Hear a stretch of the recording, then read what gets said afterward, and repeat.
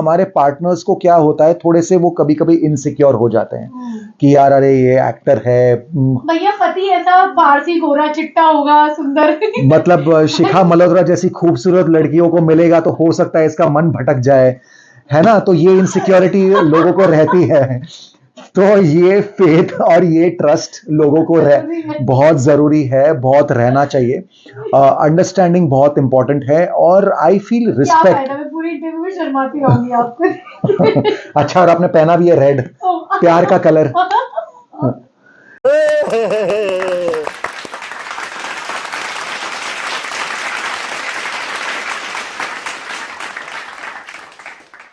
Namaste. So I welcome all of you in my beautiful, affectionate, loving chat show बातें शातें with शिखा मल्होत्रा और मेरे साथ है actor who is very handsome and utmost talented Rushad Rana. Welcome. Thank you so much. So the audience is already excited क्योंकि आपके आने से पहले मैंने सबको खबर तो पहुंचा ही दी थी। और lovely. आप सभी हमारे बीच रुशाद राणा को आज कैंडिड देखेंगे क्योंकि हम सभी ने कब से देखा है उन्हें। Lots of hard work since Mohabbatein, Veer Zaara, Dor, 8x10 Tasveer, मात्र जैसी फिल्म एंड श्री फरहाद की तो निकल पड़ी। और टीवी की बात करें तो हिपे पुर्रे अगर सबको याद होगा, people you know love you a lot since कसौटी जिंदगी की, सास भी कभी बहू थी, आजकल लेटेस्ट छलांग, अनुपमा, सब कर लोगे आप, कुमकुम भाग्य और सब अकेले ही कर लो आप, ठीक है। सब करना है, सब करना है। सब करना अभी है। तो लिस्ट बहुत छोटी है। और फिर ऑफ कोर्स जो भी आप छलांग भी it's on OTT as well, so you are a film actor, OTT actor, TV actor. सबसे पहले I want to know because being a actor मैं ये जानना चाहूंगी क्योंकि हम खुद को इतना रिस्ट्रिक्टेड करके चलते हैं कि मैं टीवी नहीं करूंगी या मैं फिल्म्स नहीं या मैं ऐसा। How do you you know maintain with that mindset कि आपने सब कुछ किया है हमेशा से, और नागेश फकनूर जी के साथ डोर में ऐसा कमाल का रोल करने के बाद, वो भी एक टीवी एक्टर होते हुए, एंड देन उनके साथ लगातार 3 फिल्में करने के बाद with such an director, so how did you crack all of this? So see, मेरी शुरुआत तो हुई टीवी से, तो मैंने कभी ये नहीं कहा कि मैं टीवी नहीं करूंगा।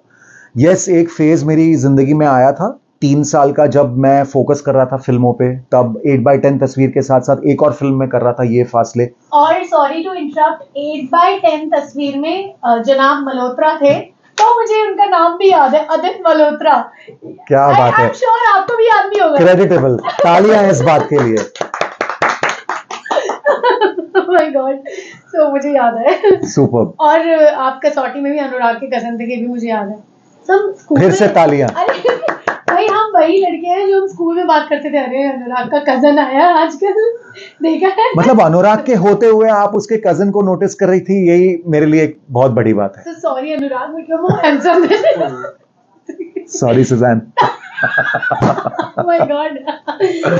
जी हाँ, तो मैं कह रहा था कि 3 साल मैंने ब्रेक लिया था टीवी में, from the year 2006 to I think 2009, because तब 8x10 तस्वीर के साथ साथ मैं एक इंडिपेंडेंट फिल्म कर रहा था कॉल्ड ये फासले, जिसमें मुझे डायरेक्टर ने कहा था कि it will be good if you don't do TV, तू टीवी बिल्कुल ही मत कर। अच्छा। और वो फिल्म बनने वाली थी 45 डेज में, उसको बनने में और रिलीज होने में 3 साल लग गए। तो मैं ठहरा एकदम लॉयलिस्ट टाइप का आदमी, मेरे डायरेक्टर ने बोला टीवी नहीं करना है, तो मैं टीवी नहीं कर रहा था। बहुत लॉस हुआ, फाइनेंशियल, मेंटल, इमोशनल, टाइम, और बुरा इस बात का लगा कि मुझे फिर उन लोगों ने फिल्म के पब्लिसिटी में भी कहीं पे भी नहीं रखा। So if he asked me to stay away from films, to stay away from TV, to you know, because I was supposedly the hero of the film, तो मेरा ये मानना था, तो आपने मुझे पोस्टर्स पे क्यों नहीं रखा? और अगर आप मुझे पब्लिसिटी में नहीं डालना चाहते थे तो मुझे टीवी करने देते, क्या फर्क पड़ता आपको? तो एनीवे, वही एक छोटा सा फेज था जब मैं ये सोच रहा था कि मैं ये नहीं करूंगा, वो नहीं करूंगा, लेकिन इस चीज ने मुझे बहुत बड़ा सबक सिखाया। When I came back to TV, फिर वो डेस्परेट वाली सिचुएशन थी कि भाई नाउ तो I have to get back to TV. Luckily goodwill इतना अच्छा रहा है लोगों के साथ कि सिर्फ मुझे मैसेजेस करने पड़े, इमीडिएटली कॉल्स आने शुरू हुए। मेरे कमबैक में मेरा पहला काम मैंने किया था वो क्राइम पेट्रोल का एक एपिसोड था। अरे उस एपिसोड ने मुझे इतना अच्छा और बेहतरीन रोल, इतना अच्छा कमबैक दिया। फिर एक सीआईडी का एपिसोड मैंने किया। ऐसे कर करके एपिसोडिक्स करते करते मेरा फिर से कमबैक हुआ। वापस आ गया। और उसके बाद से मैंने ये ठान लिया है कि what ever good I get, मुझे वो करना है। और आजकल तो इनफैक्ट ये भी लिमिटेशंस हो गए एक्टर्स के लिए कि अगर आप टीवी के फेस हैं तो आपको वेब में कोई लेगा नहीं। लेकिन आई थिंक मैंने कहीं ना कहीं वो बैरियर भी ब्रेक कर दिया है, बिकॉज मैं वेब भी कर रहा हूँ, कंटिन्यूसली कर रहा हूँ। So But- this is for the aspiring actors, whatever he's talking right now. It's experience from such an experienced actor जो सब कुछ कर रहे हैं. So please pay attention. मैं सुन रही हूँ ध्यान से. नहीं, बट देखो हर एक की जर्नी अलग होती है। I am sure we can not generalize, और मैं कोई मतलब यहाँ ज्ञान बांटना नहीं चाहता हूँ, बट मैं बस ये कह रहा हूँ कि मेरे लिए क्या वर्क किया और मेरे लिए क्या वर्क नहीं किया। अब बहुत लोगों के लिए अगर वो मतलब उनको कोई फिल्मी बैकग्राउंड उनका है और अगर वो फिल्म्स में ही लॉन्च होना चाहते हैं तो उनके लिए बहुत इजी हो जाता है। बट चूंकि I am from a very non फिल्मी बैकग्राउंड, आई हैव पेरेंट्स जो कि मिडिल क्लास वर्किंग पेरेंट्स रह चुके हैं, तो मेरे लिए तो सब कुछ खुद से ही करना था, खुद से कॉन्टैक्ट्स बनाने थे, खुद से लोगों को मिलना था। और क्या होता है कि आप एक प्रोजेक्ट करते हैं ना तो आपकी एक चेन क्रिएट हो जाती है। यहाँ पे किसी ने आपको आपका काम पसंद आया, वो बंदा कहीं और गया, वो कहीं और आपको उसके साथ ले गया। And then I think आपका behavior would have done wonders because कभी-कभी ऐसा देखा भी है मैंने और मेरा एक्सपीरियंस और मैंने सुना भी है कि एक बार को आप एक्टर 19-20 होते हैं तो लोग चलता है, लेकिन वो बिहेव अगर आपका अच्छा है ना तो लोग बोलते हैं यार उसको नहीं इसको बुलाओ, ये टेंट्रम्स बहुत कम है, बहुत अच्छा बिहेव और एकदम एग्जैक्टली बिहेवियर तो मोस्ट इंपॉर्टेंट है। देखो क्या है, अगर आप चाहते हैं कि लोग आपको अच्छे से ट्रीट करें तो सिमिलरली वो भी चाहते होंगे ना कि आप उनको अच्छे से ट्रीट करें, चाहे वो आपका स्पॉट बॉय हो या आपका जो मेकअप दादा हो या कोई भी हो। आई जस्ट फील के बिकॉज कई बार मैं देखता हूँ लोग बड़े लेवल पे जो लोग होते हैं उनके साथ तो बहुत अच्छा बिहेव करते हैं, यस सर, जी सर, ये वो, लेकिन जो आपके नीचे हैं, जो वजह से आप खड़े हैं, बिल्कुल बिल्कुल, जो आपको दिन भर चाय लाके देते हैं, आपको दिन भर पानी लाके देते हैं, आपके लिए छतरी पकड़ते हैं जब आप धूप में काम कर रहे होते हो, how can you be rude to those people? तो I feel behaviour is number 1। और आपने बहुत अहम बात कही, यही बात मुझे मेरे एक ईपी ने कही थी मेरे फर्स्ट शो में हिप हिप होरे में।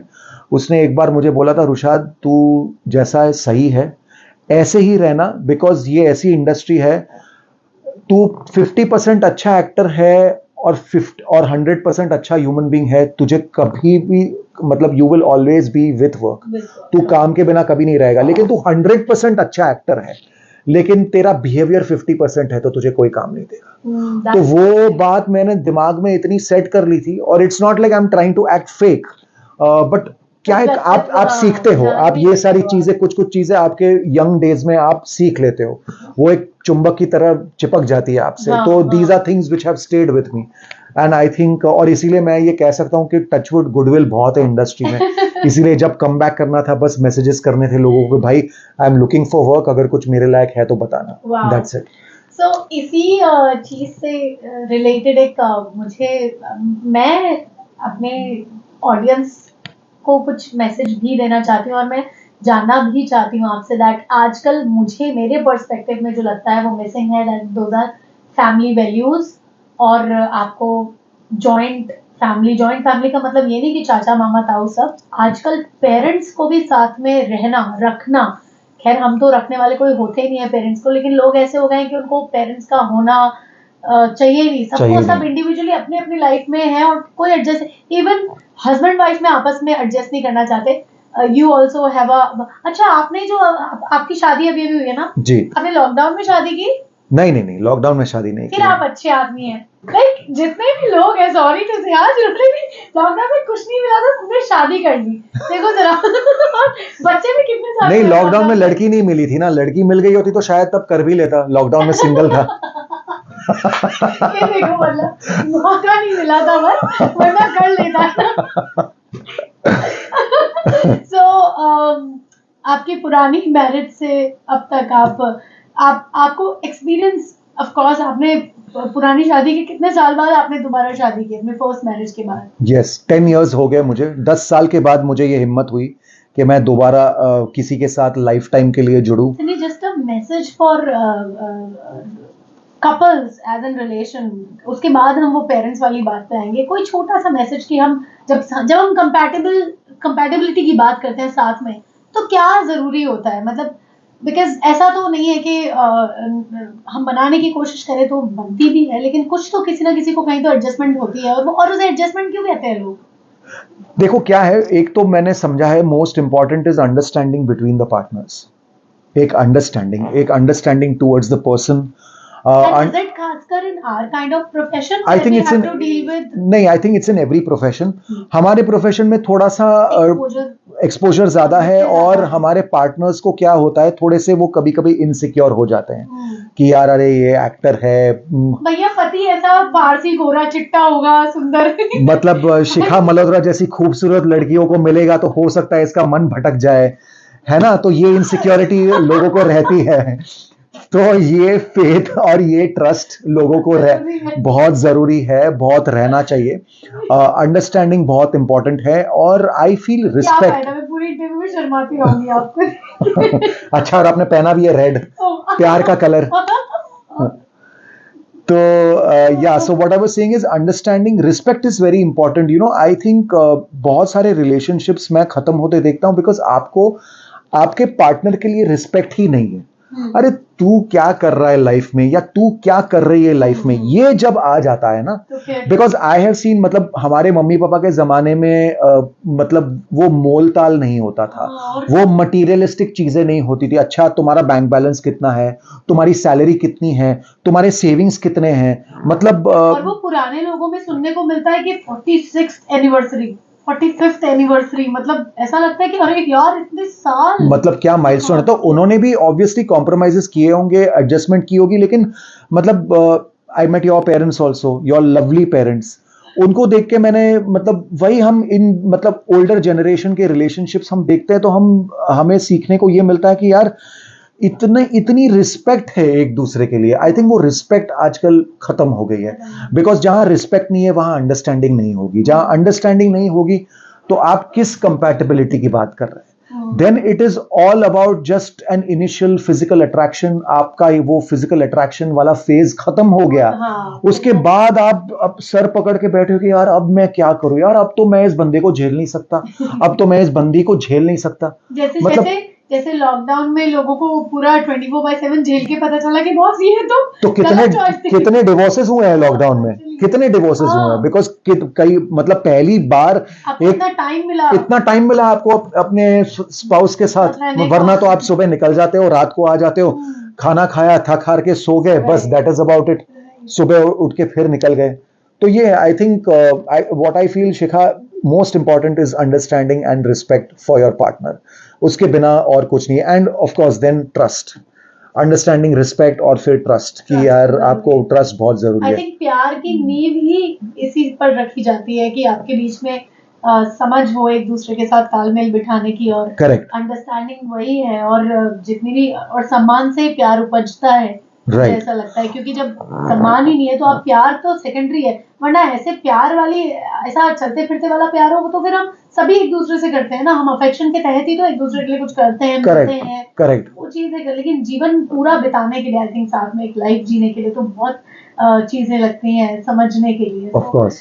और ये जो पेरेंट्स वाली बात है, आपके लिए फैमिली वैल्यूज, पेरेंट्स, ये चीजें कितनी इंपॉर्टेंट और कितना सपोर्ट रहा उनका, और आपकी वजह से उनको कभी कोई तकलीफ हुई है जिसका आपको लगता हो कि यार, कभी कभी ऐसा मेरे साथ भी हुआ है कि मैं अपने पेरेंट्स को टेकन फॉर ग्रांटेड लिया, और लाइफ में मुझे लगता है उनके जैसा कोई मिला ही नहीं दूसरा। So that I want to know. So एक एज होती है जब आप अपने पेरेंट्स को बहुत टेकन फॉर ग्रांटेड लेते हैं। मैं भी उस दौर से गुजर चुका हूँ, उस एज से गुजर चुका हूँ। वो एक रिबेलियस एज होती है when you are in your teens, in your 20s। But then I want to say, uncle, if you are sorry, I don't want to call you uncle only. If you are watching this show, then इसके बाद मुझे रुशाद से नहीं मिलना है, मुझे आपसे मिलना है। आपकी एक फोटो दिखाई और आप ऐसे कैप टेढ़ी करके बैठे थे और साइन लाइक कुछ सीखो। कोशिश कर रहा हूँ। Uncle you are very very handsome and what personality. बाकी तो अब हम सुनेंगे कि बाय नेचर और आपके साथ बॉन्डिंग कैसी, और क्या आपको लगता है कि आपकी तरफ से कुछ गड़बड़े हुई हो अगर? नहीं, तो मतलब मैं वही कह रहा था कि एक वो जो रिबेलियस फेज होता है, तब मुझे लगता है कि मैंने अपने पास्ट में अपने पेरेंट्स को काफी हर्ट किया था, मतलब अनजाने में। मतलब आप मैं थोड़ा रिबेलियस नेचर का था, मुझे कभी कभार कुछ भी बोल देना, गुस्से में आके कुछ भी बोल देना, मैं वो सारी स्टुपिडिटी कर चुका हूं। लेकिन आज जब मैं 43 का हो गया हूं, वो सेंस आ जाती है। Now my 43? पेरेंट्स, या now my parents are old, my dad is 81, my mom is going to be 74 this year. He's 81? Yeah. So अब जाके when I'm seeing them, you know, अब थोड़े हेल्थ इश्यूज हो गए हैं, अब यू नो एज के साथ साथ चीजें स्लो डाउन हो जाती है, Changes आते हैं। तब मैं रियलाइज करता हूँ कि यार मुझे वो सारी चीजें, I shouldn't have been rash with them. But फिर अगर हम सोचते हैं तो यार वो एक एज ही ऐसी है, वो हर कोई बंदा आई थिंक उस एज से गुजरता है। एंड देन आई थिंक अगर हम उनको रैश ना करें और हमें उनका जो एक रिस्पॉन्ड उसके बाद भी प्यार वाला मिलता है ना, अगर हम वो ना करें तो हमें पता ही ना चले कि यार कैसे ये लोग कोई रिएक्शन ही नहीं है, Exactly. फिर भी प्यार कर रहे हैं। तो वो चीज हमको, वही चीज हमें यहाँ तक लाती है आज की, Correct. जो आप कह रहे हो। Correct. उनके जैसा कौन होता है दूसरा? Right. इनको भी कोई मिलता कोई है भी नहीं, ऐसा। कोई भी नहीं। एंड आई फील के मतलब where as my past is concern, मेरी तरफ से जो दुख उनको पहुंचा है, I think it's only through the bad relationships that I have been through, because हम वो यंग एज में हम चूज भी तो करते हैं ना जल्दी जल्दी बाहर वालों करेक्ट। को। और वो क्या होता है, वो समझाते हैं आपको, वो कहते हैं कि यार ये लड़की तेरे लिए सही नहीं है। मेरे को कई बार मतलब वो बोलते थे, लेकिन हम उसमें कह रहे आपको क्या पता, मतलब I know, you know, like वो व्हाट डू यू नो, मुझे पता है मुझे कैसा पार्टनर चाहिए। तो उस प्रोसेस में आई थिंक उनको मैंने बहुत चोट पहुंचाई है कैसा पार्टनर चाहिए? इनडायरेक्टली। 1.5 साल पहले ये सवाल पूछ लेती आप मुझसे तो मैं और क्लियरली बता पाता। Where were you 1.5 years back? शिखा मल्होत्रा। फिर की कुछ और ही शो हो रहा होगा यार आज। ये इस शो का लिंक मैं किसी और को भेजू ना भेजू, अपनी वाइफ को तो डेफिनेटली नहीं भेजूंगा, और तुम भी गलती से मत भेजना। अरे मैं बहुत प्यारी बच्ची हूँ, आप किसी और की बातों में मत आना, मैं बहुत अच्छी हूँ। Of course. And I've seen the wife's pictures, marriage pictures also। अभी आपकी वाइफ का नाम केतकी जी। The best thing I found you is your smile। मतलब मैं तो पंजाबी हूँ और मेरे को तो खुल के हंसने वाले लोग ऐसे, क्या हंसती है यार, दिल से एकदम प्योर चंदे पटे। एंड हर आईज, मतलब आज भी मेरे फोन पे her number is saved as beautiful eyes. Wow। मतलब व्हेन वी स्टार्टेड डेटिंग मैंने फंसाया आपको ब्यूटीफुल आईज। हाँ नहीं, बट आज भी वही नंबर है, आज भी मतलब मेरे फोन पे I have not saved it as, colour eyes. या एंड इतनी खूबसूरत आंखें हैं, मतलब ऐसे जब भी मैं उसकी आंखों को देखता हूँ आई टेल हर दिस के यार, मतलब लिटरली डूब जाता हूँ मैं उसकी आंखों में। She has such beautiful eyes and pure eyes, you know, purity है। शादी हो गई है, ऐसी तारीफें पति तो नहीं करते हमारे हिंदुस्तानी समाज में, तो लोग कहते हैं भाई ये मायके जाए अभी रिलैक्स मिले। So I'm very very happy to see this bonding। And अभी ये भी नहीं बोल सकते because at the age of 43 as he said, ये तो वो बबली रोजी भी नहीं हो सकता कि भाई 16 साल की उम्र में या 18 साल की उम्र में लड़की मिली और तारीफ कर रहा है। हाँ, ये वो पपी लव नहीं है, पपी लव नहीं है ये। पपी लव है, बन गया कुत्ता। वो भी नहीं है। So I'm very happy for you। Thank you। वापस से I think जो रिलेशनशिप फेलियर्स होते हैं ना, मैं तो ज्यादा नहीं बोल सकती बिकॉज मेरे तो अभी आगे वाला ही भी नहीं आया है और जब भी आएगा, लेकिन मैंने ऐसा सुना बहुत है, या मेरे पेरेंट्स भी कहते हैं कि रिलेशनशिप फेलियर्स भी जो होते हैं ना, वो एक बहुत अच्छे रिलेशनशिप की नींव होती है। बिल्कुल बिल्कुल बिल्कुल। तो आज आपको ये डूज और डोंट्स पता होंगे कि कुछ कमियां अगर हमें भी होंगी तो वो शायद आप नहीं करेंगे। Correct correct. नहीं, मैं भी बहुत चेंज हुआ हूँ अपने लास्ट रिलेशनशिप से। फंसाया किसने था? आई थिंक हम म्यूचुअली फंसे, म्यूचुअली फंसे हम। बट आई लव यू सबसे पहले उसने मुझे बोला था। अच्छा। हाँ, शादी के लिए प्रपोज भी शी प्रपोज टू मी। ये होती है लड़की, आई लाइक इट। और केतकी की खास बात, और आगे से बोलो भाई, और केतकी की खास बात क्या है, वो लाइफ की जो बहुत बड़ी बड़ी चीजें होती है ना, वो एकदम कैजुअली बोल जाती है।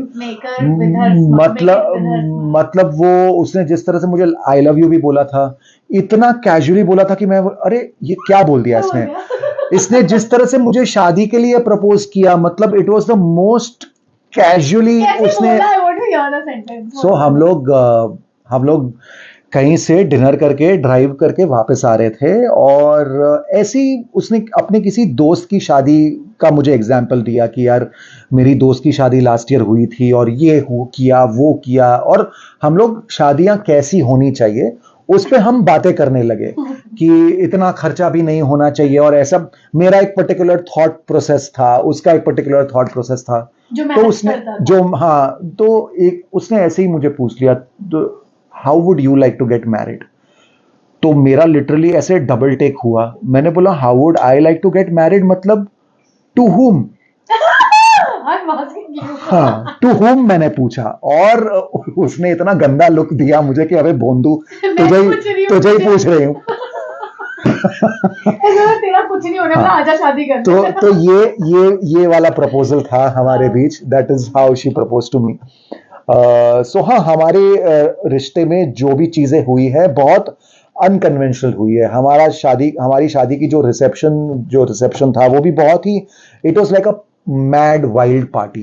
It was not a banquet kind of a reception जहां पे लोग सिर्फ आके खाना खा के कपल के हाँ। साथ स्टेज पे फोटो खिंचा के जाए। वो तो हम दोनों में बहुत क्लैरिटी थी कि वी ये भी वांट करना के है। हमारे फ्रेंड्स आए, खूब नाचे, दारू पिए, ऐश करें। और जिसकी शादी है वो एंजॉय करे। करेक्ट, और जिसकी शादी है वो एंजॉय करे। हाँ। तो हमने ये भी एक तय किया था कि हम जहां पे भी पार्टी रखेंगे, कुछ भी करेंगे, कोई स्टेज टाइप का सेटअप नहीं होगा। हमें किसी स्टेज पे खड़ा नहीं रहना है।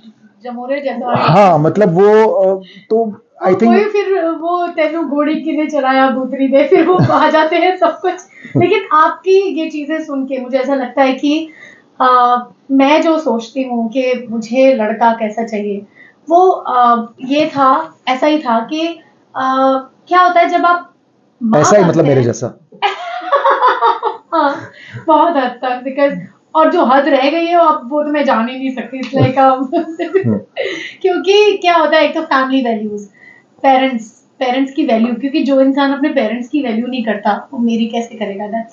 और मैं तो ऐसी हूँ कि मैं अपने पेरेंट्स के बिना रह नहीं सकती, तो मैं उसको कह भी नहीं सकती है, और मैं किसी ऐसे को बर्दाश्त भी नहीं कर सकती जो मुझसे ये कहे कि Correct. पेरेंट्स के ऊपर सवाल भी उठाए। और दूसरी चीज की एक जो माँ बनने वाली फीलिंग होती है ना, वो बड़ी पर्सनल होती है हर किसी की, पापा की, मम्मी की, इफ योर हस्बैंड वाइफ दोनों की इंडिविजुअल वो होती है। लेकिन मैंने ये देखा है कि जब आपके जीवन में कोई तीसरा आ जाता है, जब बच्चा हो जाता है, तो फिर आपकी जो सारी चीज ना शिफ्ट होके उस पर आ जाती है, उस पे सेंटर कर दी। वाई इंडिविजुअलिटी है आपकी, आप दोनों एक दूसरे से प्यार करते हो। क्या होता है, आप मिलते हो, बच्चे के लिए बात करते हो, बच्चे के लिए, बच्चे का स्कूल, बच्चे का ये, बच्चा बच्चा बच्चा। करेक्ट। माय पेरेंट्स वो आज 71 के पापा हैं, and mama is like 10 year younger than him, और वो हमारे बिना भी बहुत खुश रहते हैं, और हमारे अलावा उनकी लाइफ में बहुत हैपनिंग्स है। And my father used to tell my mother, मत कर बच्चे, क्या करना है। शी वाज लाइक, यार कैसा आदमी है यार ये।